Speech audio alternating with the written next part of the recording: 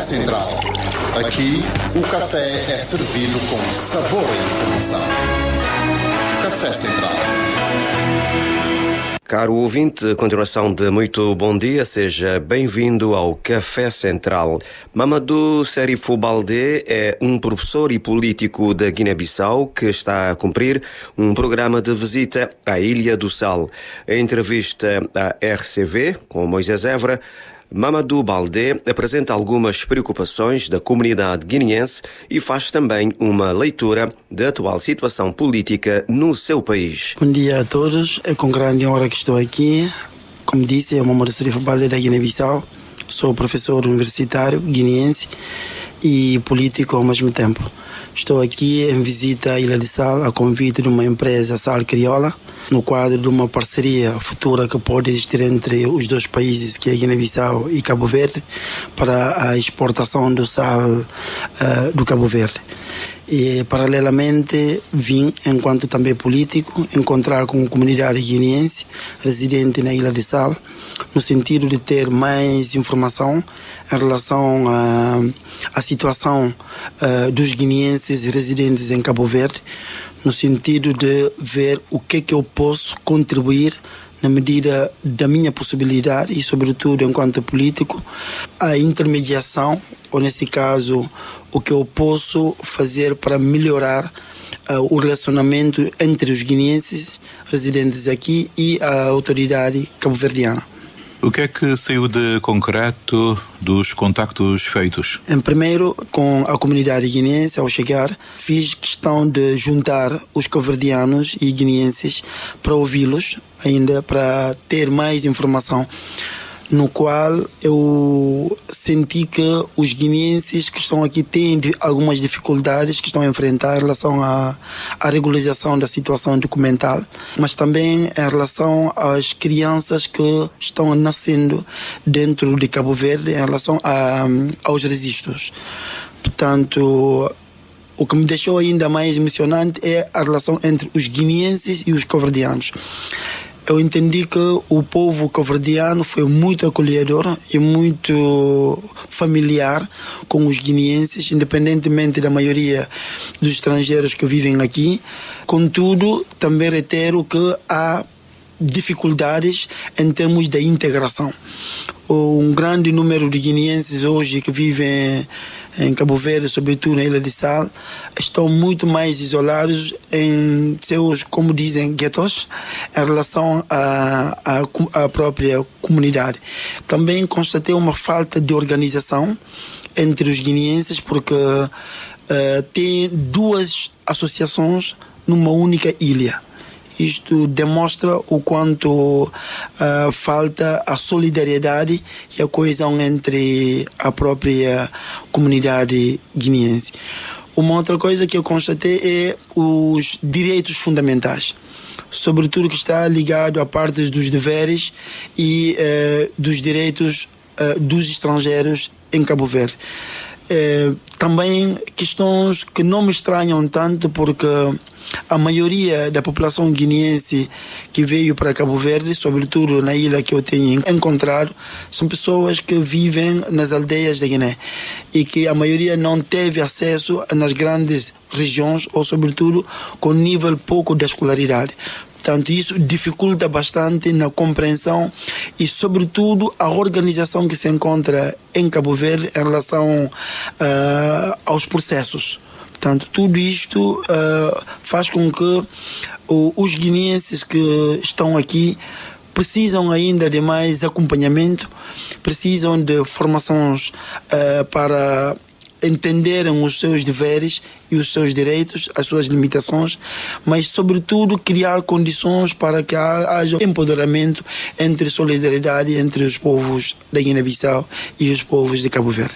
O que é que falta, na sua opinião, então, em relação a crianças que nascem aqui, filhos de cidadãos guineenses? O que é que se passa? Segundo as informações, é que os pais às vezes têm dificuldades em regularização documental, significa que não conseguem ter residências a tempo. Tendo essa dificuldade, quando as crianças nascem, têm dificuldade de registrar as crianças. Portanto, só quando o documento está em dia, é que tem a possibilidade de registrar as crianças. E isto pode levar um pouco de tempo para que isso possa ser uma realidade. Em relação às duas associações, o que é que defende afinal? No fundo, o que eu entendi é a mesma coisa que se passa na Guiné. Muitas das vezes as disputas da liderança levam com que as pessoas se divergem e criam alas. E essas alas não facilitam tanto como interlocutor para as autoridades cabo-verdianas. O que eu vou tentar fazer, próximo passo, é tentar consolidar essas duas associações, criando uma única que poderá saber qual das medidas que podem ser levadas a cabo para que a autoridade cabo-verdiana possa reconhecer com quem pode trabalhar, porque duas instituições, ao responder às autoridades cabo-verdianas, poderá ainda criar mais constrangimentos. E aceitaram o seu desafio? Neste momento não tive encontro a posteriori depois de ter essas informações. Essas informações foram recolhidas graças às autoridades cabo-verdianas, porque eu tive alguns encontros separados também, e isso me permitiu saber que realmente não há uma única associação. Há duas. Portanto, o primeiro encontro com os guineenses só me apresentaram uma única associação. Só depois, quando eu tive encontro com algumas autoridades cabo-verdianas, entendi que havia efetivamente duas associações e que eu entendo, já estou quase o tempo limite para o meu regresso.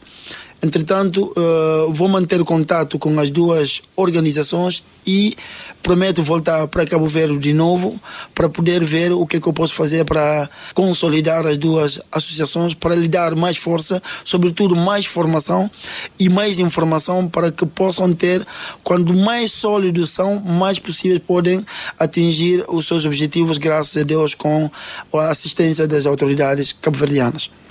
E qual a leitura que tem neste momento da situação na Guiné-Bissau, situação política? Enquanto guineense político, o país vive de uma transição. Esperamos que as autoridades da transição vão cumprir com a carta da transição, que diz respeito às eleições legislativas e presidenciais que vão decorrer no mês de dezembro, que é no dia 6. O país está calmo, está com paz, apesar do que se vive, né? Realmente, quando se vive uma transição, sempre há momentos em que não é do agrado de todo mundo. Portanto, eu me limitaria a pedir a Deus que a paz e a estabilidade reina no país e que nós possamos efetivamente viver numa democracia muito mais limpa, clara, honesta, que poderá fazer vencer a voz do povo. Mas o que é que falta então para que tal aconteça? Neste momento, a CEDEAO é uma das comunidades interlocutoras no quadro das relações internacionais da mediação. A mediação está muito avançada. Para últimas informações recebidas é que ainda continua firme a data que foi proposta para as eleições do dia 6 de dezembro.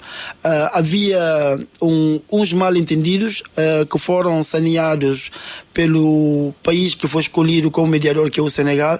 Entendemos que a última presença do ministro de Negócios Estrangeiros do Senegal demonstrou que há sinais positivos que poderão demonstrar a possibilidade efetivamente de cumprir com a agenda da transição. Podia falar-nos um pouco do seu trajeto enquanto professor, enquanto político? Enquanto professor, tenho uma experiência há mais de 10 anos. Sou professor de Ciências Econômicas, de uma forma geral.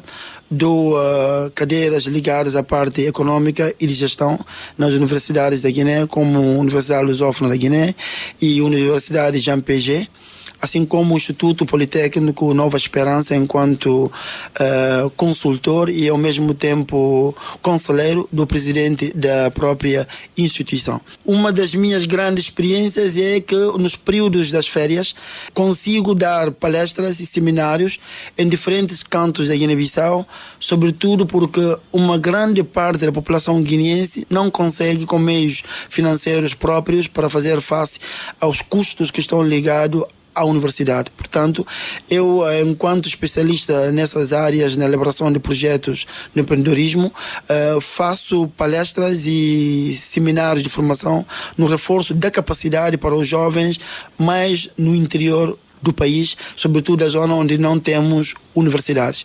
E isto, para mim, deu uma mais-valia, porque muitos jovens conseguiram entender que no espaço onde se encontram podiam transformar as dificuldades em oportunidades. Uma outra é que eu tenho criado projetos no apoio às mulheres na base de criação de cooperativas, fazendo empréstimos sem juros, no sentido das mulheres poderem fazer os seus pequenos negócios, sobretudo para poder aumentar a renda da família, porque a maioria da população guinense é suportada pelos grandes esforços das mulheres.